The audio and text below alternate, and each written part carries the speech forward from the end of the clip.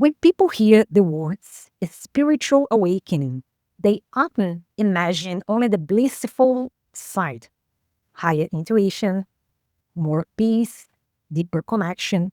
And yes, those are very real.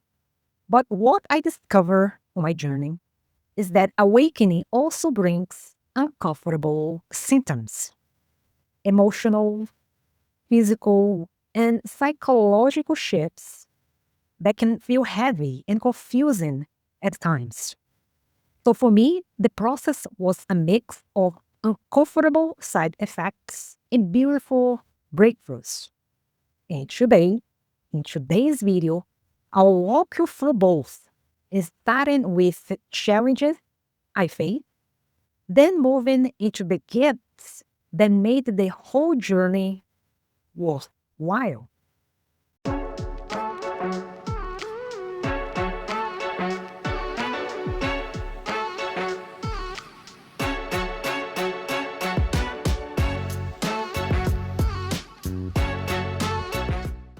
Hi there, my name is Kelly, and today I want to share something very close to my heart, my personal experience with the symptoms of a spiritual awakening and how those symptoms actually helped me to manifest what I want. Because over time, I realized something incredible. Every symptom of awakening was actually help me clear all the blocks, expand my energy, and align with abundance in ways that I never imagined. Finally, I will share practical ways to navigate your awakening with more grace and balance, and of course, to manifest abundance, the abundance you deserve. So let's start with the uncomfortable symptoms of a spiritual awakening. One of the most common emotional upheaval or all the traumas rising, memory, fears, and even childhood traumas resurfacing unexpectedly, sometimes in the form of anxiety, sadness, or mood swings.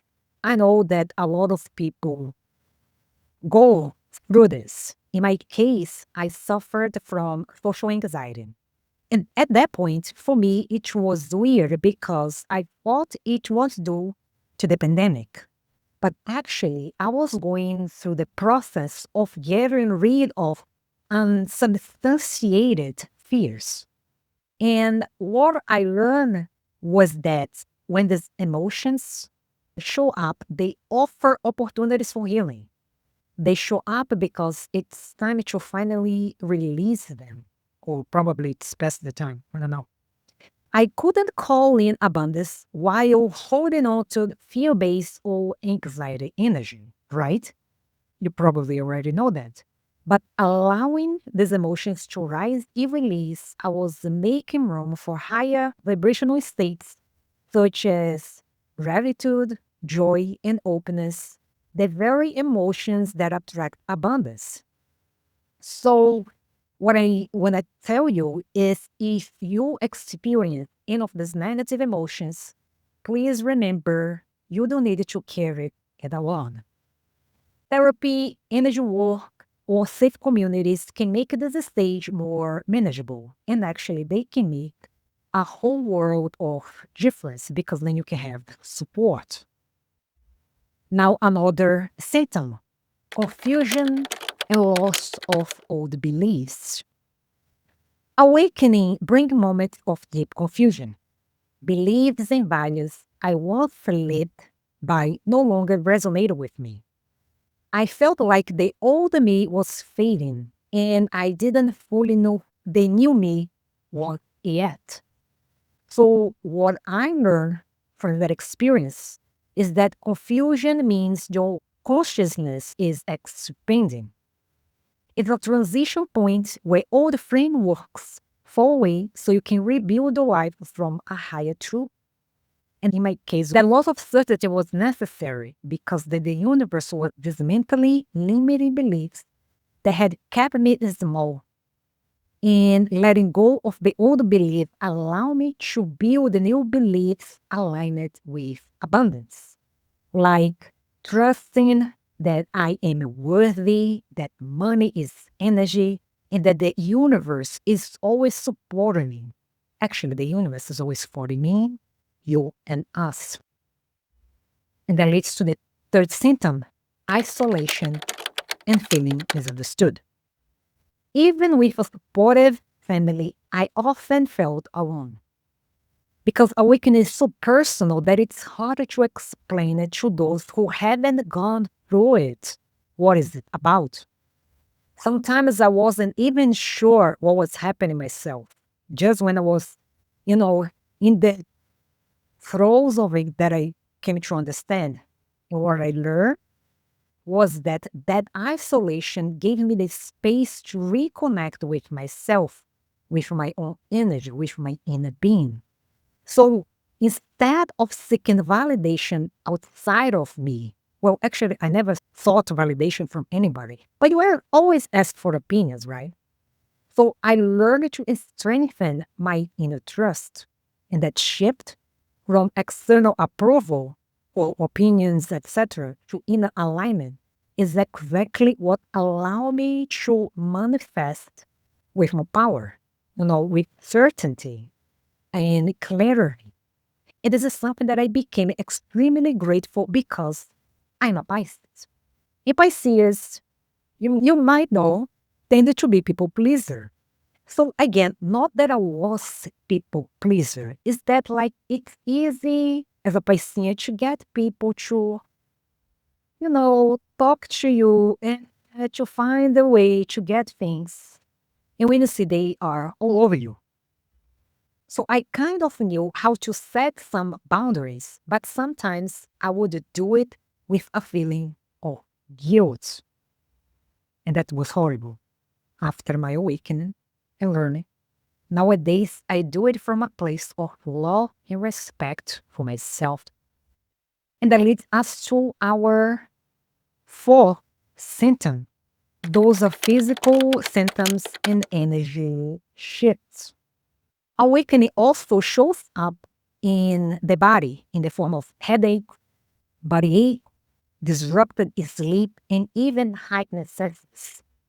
So, in my case, I had headaches, and one powerful experience was seeing waves of lights and colors, almost like a psychedelic vision after years of meditation. But because of my family history, medical history, I think I told about this before. I have an aunt that passed away from aneurysm. So because of that, I made sure to check with a doctor. Everything thankfully came back clear, which reassured me that the symptoms were energetic shifts rather than illness. Thank God. But in any case, you should always seek help of a doctor, a medical doctor. I strongly believe in always the balance, the spirituality with grounded care.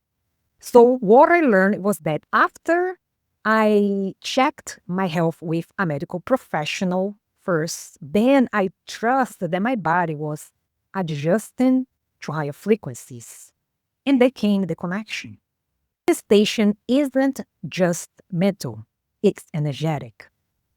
These physical shifts were like my body recalibrating to hold more light, more energy, expanding, and ultimately holding more abundance. And then we go to our next unpleasant symptom, dissolution of the ego. One of the most disorienting symptoms of spiritual awakening is ego dissolution. Losing old identities in roles felt unsettling to me, but ultimately it freed me to live as my authentic self, not who society told me to be, but who I wanted to be. And what I learned when the ego began to dissolve, I felt unsure at first, but I also discovered freedom. It liberated. Without the ego's constant fear and doubt, I could finally surrender to flow. In other words, to the flow of the universe. And surrender is key in manifestation because it's the point where you trust the universe to deliver what is already yours. So trust in that. Now, just talking about the positive symptoms of awakening and how they helped expand my manifestation and in no particular order. So just as a matter of this video, the next one, heightened intuition and sensitivity. As my awareness grew, so did my intuitive gifts. My hearing became sharper, my empathy is stronger, and I began receiving clearer signs from my spirit guides, especially during meditation. This is often described as the awakening of the clairaudience, clairvoyance, clairsentience, claircognizance. In my case, clear hearing or clairaudience became especially powerful for me. Well, but each person is different. And in the end, as I awakened, my intuition sharpened. I began to sense when opportunities were aligned, when to act upon them, and when to wait. And then we go to our next positive symptom, greater self-awareness. So awakening brought me deep self-reflection. I became much more aware of my thoughts, patterns, and energies. And since our thought and energy shape our reality, this awareness was like being handed the controls of my manifestations. So this heightened self-awareness is one of the clearest indicators of awakenings, put in this way. Because it allows you to make conscious choices rather than living in autopilot. And when I notice a negative pattern, I could shift them. Well, when I notice negative patterns, I can shift them. Let's put it this way. And when I catch myself in lack thinking, I can redirect to gratitude. And this awareness empowers me to consciously create abundance instead of unconsciously blocking it. And this is very, very, very important. And now we go to our next symptom. That is when it earned for deeper meaning. Because I felt one undeniable pull toward purpose and truth, including searching for work, passions, and connections that felt fulfilling for me. So I began studying spiritual teachers, books, and practices with a hunger I haven't felt in a while. So, in essence, what I learned was that this curiosity kept expanding my awareness. And when you live in alignment with your purpose, abundance flows naturally because you are in harmony with your soul path. And this is a beautiful thing. And that leads us to our last symptom, positive symptom, synchronicities and signs from the universe.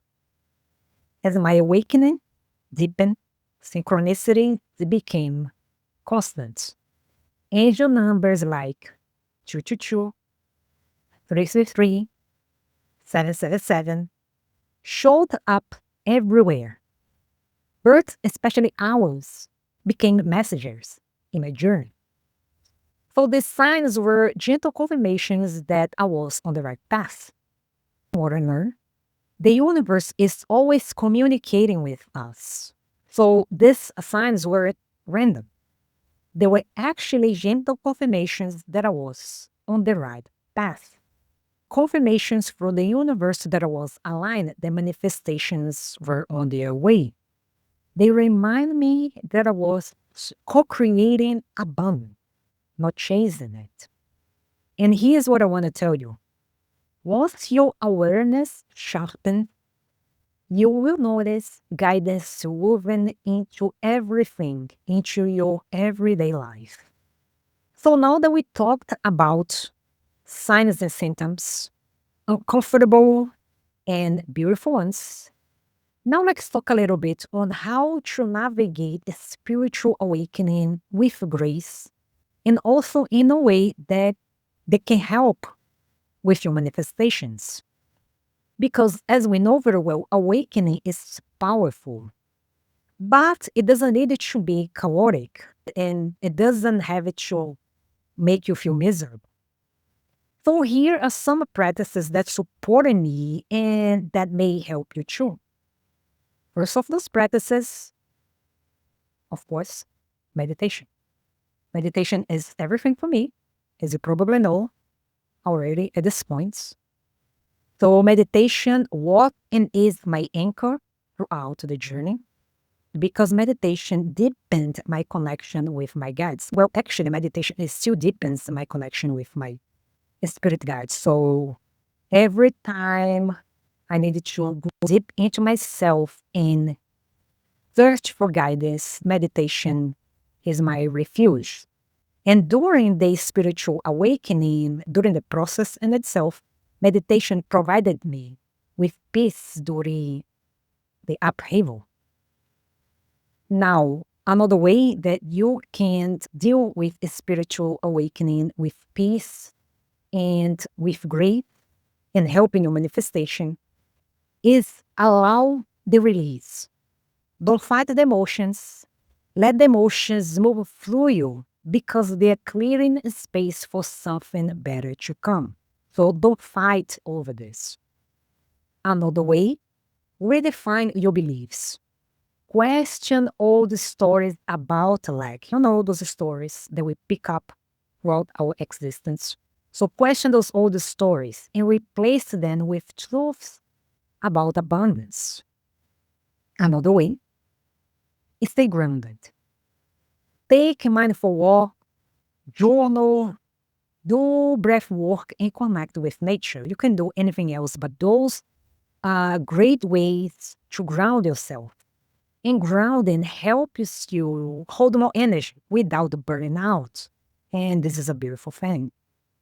Another thing, very important, trust your intuition. Your intuition is your greatest tool in manifestation. So listen to those nuts, listen to your guts and believe in, because I would say, at least in my case, 90% out of 100, my intuition is on point. And I'm sure that yours is on point as well. Another way that you can deal with a spiritual awakening is surrendering control. Abundance doesn't come from forcing. It comes from alignment, trust, and flow. So a great way to surrender control is working on what you love, and I strongly recommend that.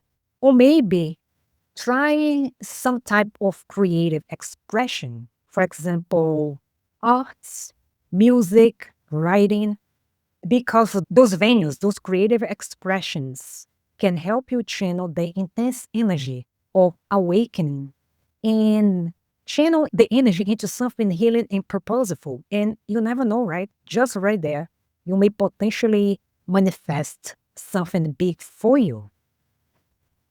Now, another one, very important, is seeking community and support.